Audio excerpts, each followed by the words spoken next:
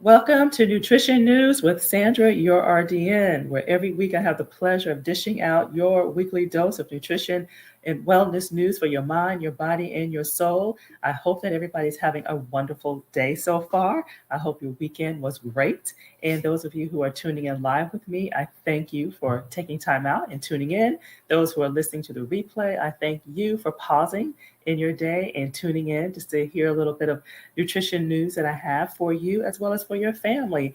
And remember, for those that know me, know that I love engagement, I love participation. So please introduce yourself, let me know that you're on, post any questions, any comments that you have related to what we're talking about, share.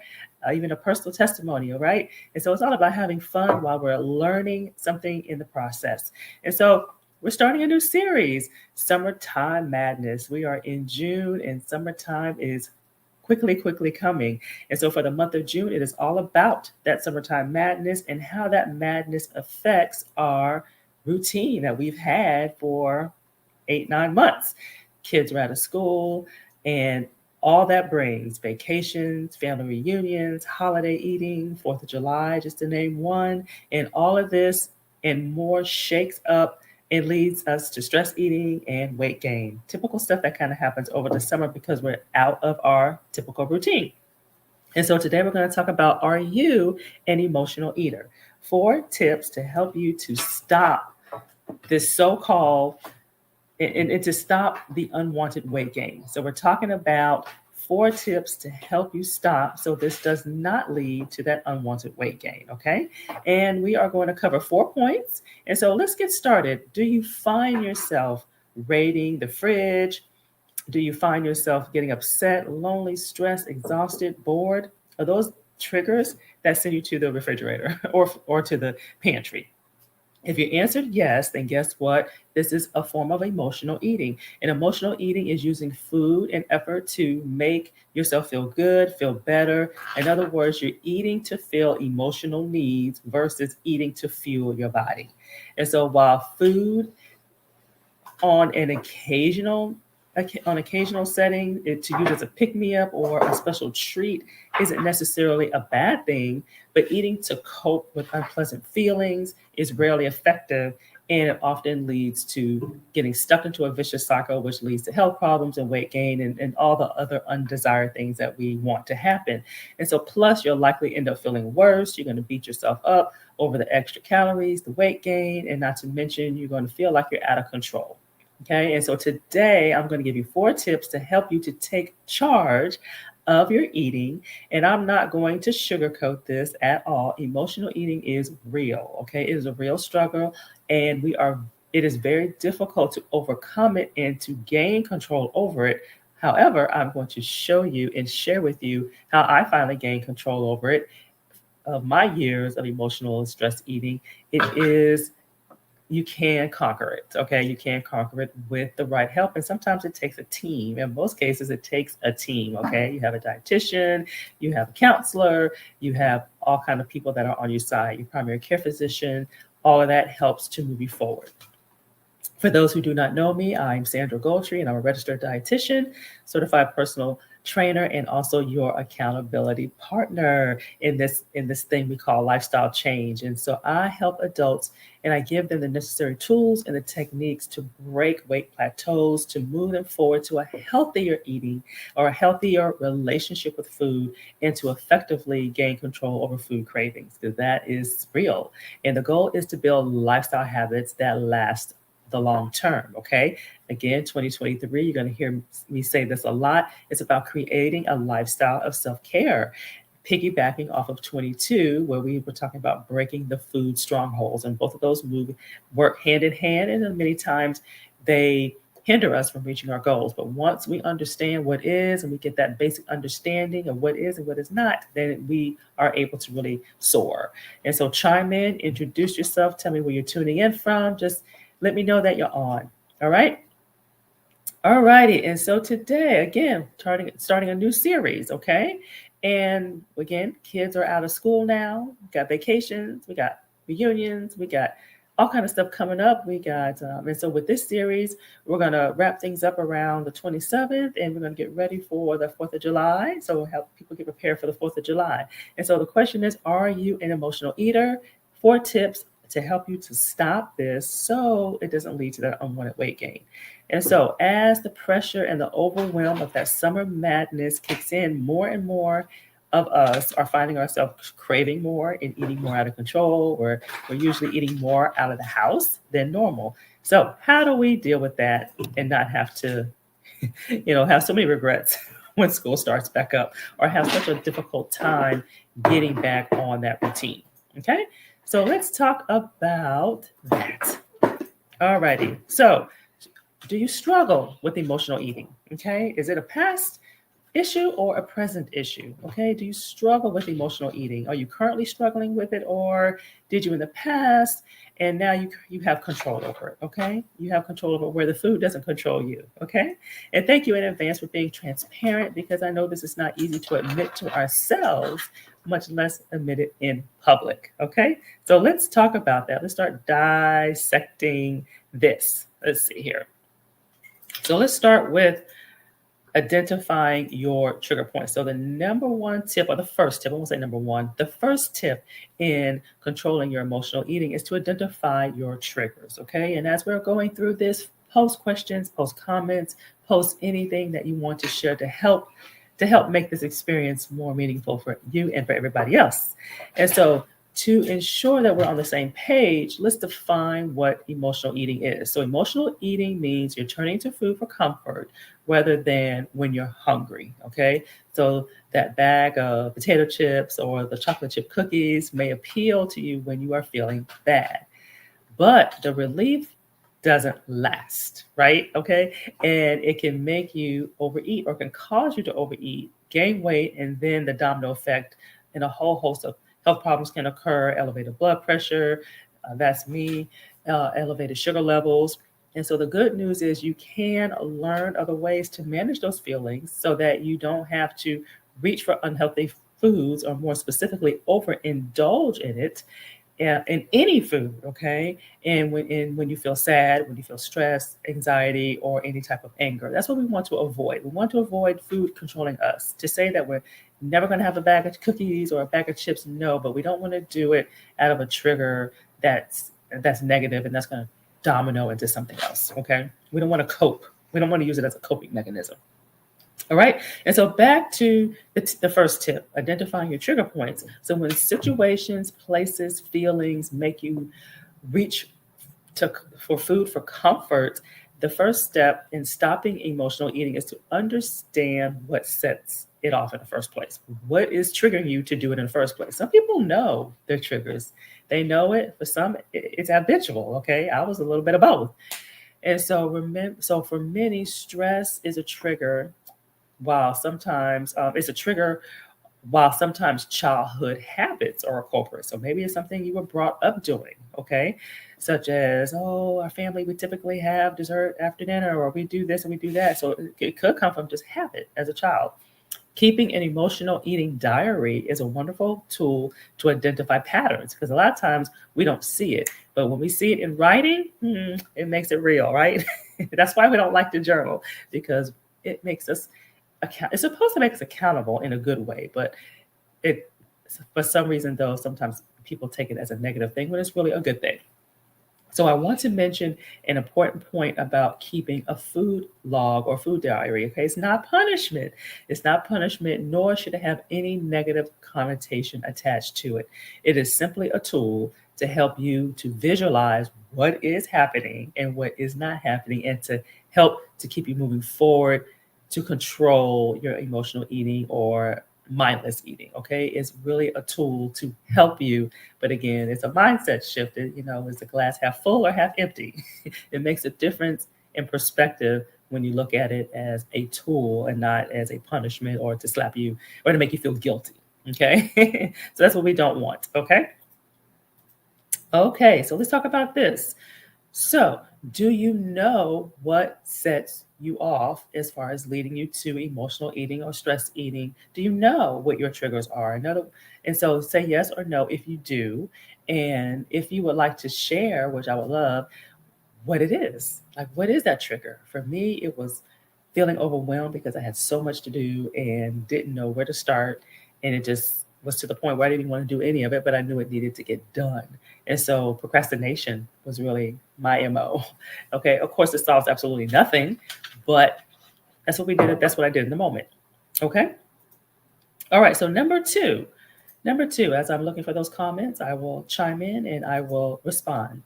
Our second tip into controlling emotional eating is to find alternatives to feed your feelings. So find alternatives in feeding your feelings versus food, okay, ideally, or overindulging in food.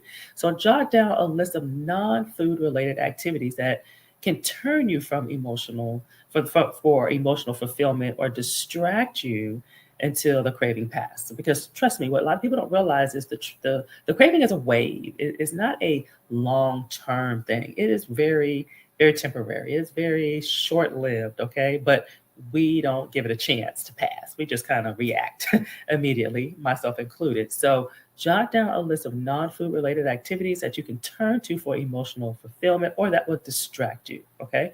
Many times people say go outside, go walk, go take a bath, get some people need to physically get out of the house. I don't know, but think about what that is for you. Okay. This is a tough one. Okay. So I want you to keep this list with you so you can pull it out when the cravings hit or have it somewhere where you can see it. Don't, that's actually even better. Have it somewhere where you can see it on the refrigerator, something like that. And this is a tough one because it requires a level of mental strength, okay? Not willpower, okay? Willpower never works. It takes mental strength. And so I will be very transparent with you. For me to get control of my years of mindless eating, emotional eating, I had to seek a higher power, okay? I had to pray about it. I had to read scriptures. I had to literally just cry out because I'm a dietitian, so I'm supposed to know what to do and know what to eat. And I wasn't necessarily overindulging in sweets and things like that. It was healthy stuff like I love mixed nuts and stuff like that. So it was the more healthier things. But again, too much of anything, whether it's perceived as healthy or not, will lead to ill effects. And so I had to really, really be intentional about reeling it in, okay, and giving myself grace when I wasn't as well as I wanted to handle the situation. So we are not exempt. Dietitians are not exempt. And so here are some examples of some non-food related activities to help you to help distract the urge to seek comfort. Okay. So talk to a friend, read a book, a magazine, listen to music, exercise, get out of the house, go for a walk, go for a jog, breathing exercises. Engage with your family members, playing with your kids, engaging with your spouse or significant other, doing housework, writing an email. Do something that will deter you from the moments that will distract you. It's almost like we redirect our kids. We need to redirect ourselves. Okay, that's pretty much what I'm getting at. Okay, post comments, questions, anything as you're logging in during this. Please introduce yourself and let me know where you're tuning in from. All right. So what lands with you? What are some non-food related activities? Maybe something that you enjoy doing that you haven't done. Play the piano, an instrument, anything. Writing poetry, writing something. What is it for you? Reading, music, exercise, housework, engaging in your family. What is it something that you can do? Maybe this is a good time to pick up a hobby or a habit that you used to do that you haven't done because you feel like you're too busy. So maybe we want something positive, something that you look forward to. Okay. All righty. Let's go on to the third tip to control emotional eating to help you start in that process. Okay. Again, this is not an overnight fix, but you got to start somewhere and you got to take baby steps and continue to move forward. Press the pause button when the craving hits. Okay, this is a good one. Press the pause button. A mindful pause can give you space to check in with yourself and consider your options. So many of us are familiar with scripture. Everyone should be quick to listen, slow to speak, and slow to become angry. So I'm going to revise that a little bit. Okay, everyone should stop, think, slow to go where food is present, and slow to eat for comfort. Okay, so a little bit of Christian comedy for you. Okay, so everyone should stop and think, slow to go where food is present, slow to eat for comfort. Okay, and this is so true. And this is probably one of the biggest game changers for me because I had gotten to a point where I had to really say to myself, okay, Sandra, you know what you do. You're going to go in the kitchen, you're going to do X, you're going to do Y, you're going to grab X, you're going to grab Y. You know you're going to do this. This is what you always do. Okay, today you're not going to do that. Or in this moment, because it can happen many times in a day, right? In this moment, you're not going to do that. Okay, and sometimes you succeed, sometimes you're not. But I will tell you, when I did succeed, I did feel accomplished. I felt a sense of, okay, I did it. I'm so glad I did it. I could have done something else, but I didn't. And so, again, growth. That's growth. So, again, a mindful pause can give you space to check in with yourself and consider your options and give a chance for that wave of the craving to pass because it is temporary. It's an enemy. It's temporary. Okay. It's not going to last. It can be helpful to remind yourself that it will pass. Okay. So even if you give into the craving, at least you tried, you thought about it because you're not going to get it 100%. But the fact that you're trying and you keep practicing it, eventually it will become automatic to do something else because you know at the end of the day that's not going to solve the problem. It's better to enjoy that food when you're in a better mindset to enjoy it versus it being a stress trigger. Okay. All right. So again, I'm not going to sugarcoat this, but these are the baby steps that you have to take in order to get there. Okay. In order to get to the mountaintop. That's what you got to do. Okay. All right. So if this sounds like a viable step to at least try, post reasonable. Okay. Again, it's going to feel uncomfortable. It's going to feel any change is uncomfortable. That's a good thing. That means we're growing. Okay. But these are some steps to help get you there. And I challenge each and every one of you who are struggling with emotional eating to stop and think. Okay. The next time the trigger point hits you and you feel the craving coming on, even if it only lasts 5 seconds, at least you just didn't craving eat. It wasn't instantaneous. At least you gave a pause and a delay, and eventually it will become more and more and more for you. Okay? So give me your feedback on that. I would like to see what you think and what you're willing to try. What you're willing to try. But these are some little things that will help you to move you where you want to go. And give yourself grace. Give yourself grace and know that you are human. Okay? And we are going to make mistakes, but they're moving you forward. Okay? And so a quick recap, the 3 steps. So you want to identify your triggers. Okay, know what is setting you off in the first place. Most of us do know our triggers, okay? Especially if we've been in this vicious cycle for a long time. You know what it is. Feeding your feelings, okay? Identify non-food related activities that you can do to redirect yourself, and distract yourself until the craving passes. Give the craving a chance to pass. 5-10 minutes. If that, give it a chance. Press the pause button. Stop in your tracks and just think about your options for a moment, okay? So we want to stop in our tracks right then and there, right? Alrighty? And so support yourself with healthy lifestyle habits, okay? This is our 4th one, our 4th tip. Support yourself with healthy lifestyle habits, okay? And this was huge for me too. So you need setting work-life boundaries. That's probably was my big one. Making time for daily exercise. Making time for at least 7 hours of sleep. The more the better, but at least 7 hours of sleep. Make that a priority. These are huge differences that will help you to manage your overwhelm because when you have some of those hard boundaries, work-life balance, you got to have a cutoff point. Yeah, every now and then we're going to have a special time where things are going to kind of spill over. Do not make that your norm. That's the mistake we make. We make it our norm. And it's not always work. Sometimes it's organization, social, things like that. We have to have boundaries, okay? Otherwise, we're always overwhelmed, always feeling overwhelmed. Have that hard stake in the ground. These are my exercise times, unless something everything is not a priority, okay? So we got to make sure we're setting our priorities. And then again, our sleep, okay? All right, and it also can take time. It's also helpful to take time for R&R and positive connections with others. So we got to have a social life too, okay? And I also need to do better with that one myself, okay?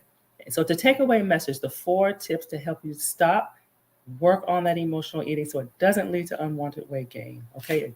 Like we said, identify your triggers, find alternatives, press the pause button, and support yourself with healthy lifestyle habits. And remember, these steps get easier and easier. It's all about practice. It's all about progress. It's all about staying in the game. All right. So, do you know your emotional triggers? Do you know your emotional triggers? That's what's the key. If you do, are you struggling? Excuse me. Are you struggling with hitting the pause button and gaining control? So, trust me, it's not easy to overcome, but it is overcomeable. Always know that. You're not alone. I've experienced the same struggle. As long as you don't give up, you will conquer it. And one trigger that fuels emotional eating is not eating enough. Okay. And this is a little known fact. A lot of people don't realize this is not always about overeating.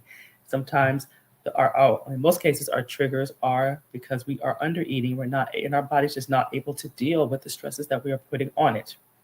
So, a good first step, download my amazing free guide. It's called Jumpstart Your Weight Loss and Boost Your Energy Levels. It includes 5 days of meals, recipes, itemized grocery list, and a meal prep guide. This is just a good way to kind of help to get yourself nutritionally fit. Okay. See what it feels like to have to nourish your body and to give your body the gas that it needs so that you can go, so you can sleep better, have that energy, you can feel better, etc., and not want to take a nap in the middle of the day or you're waking up feeling tired. So it's really designed to help you to see what building healthy eating habits look like. Okay. And you will see that it's not about deprivation. You're going to see a lot of colorful foods and you're going to be eating around the plate. So definitely check it out. It's absolutely free. Click to grab your copy, actionchoices.com/jumpstart. Okay. So it is a great way to just to get started, okay, versus that waiting. Just get started with something, okay.